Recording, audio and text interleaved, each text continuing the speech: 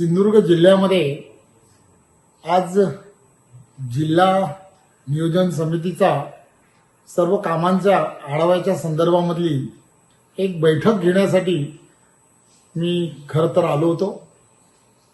खरं तर रेल्वेने प्रवास करत कोकण कन्या थोडीशी उशिरा आल्यामुळे कणकवली रेस्ट हाऊसला मी स्वतः सकाळच्या सगळ्या विधी आटपण्याच्या दृष्टिकोनातून मी कणकवली रेस्ट हाऊसला गेलो. आंघोळ वगैरे करून त्या ठिकाणी तयारीच करत होतो की त्या ठिकाणी माझे अनेक कार्यकर्ते आम्ही सर्वजण त्या ठिकाणी होतोच.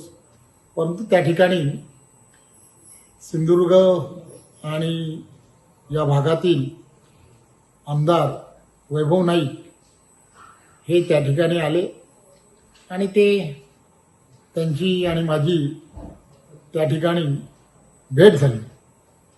खरं तर वर्तमानपत्र आणि न्यूजवरती उलटसुलट अनेक गोष्टी सुरू आहेत, परंतु आपल्याला सर्वांना माहीत आहे की संपूर्ण या भारतीय जनता पार्टी आणि संघटनात्मक सगळ्या विषयांमध्ये मी कोकण म्हणून प्रत्येक विषयामध्ये संघटना वाढीच्या दृष्टिकोनातून नेहमीच प्रयत्न करत असतो.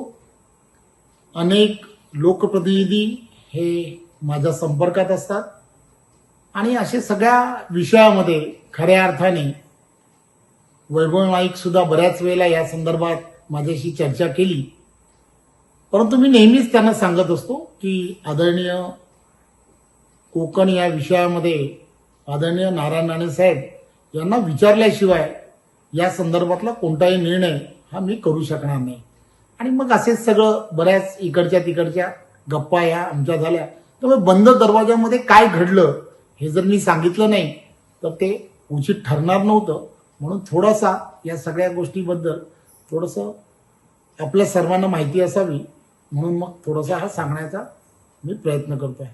त्यामुळे आदरणीय नारायण राणे यांच्या नेतृत्वामध्ये आम्ही सर्वजण कोकणामध्ये काम करत असतो.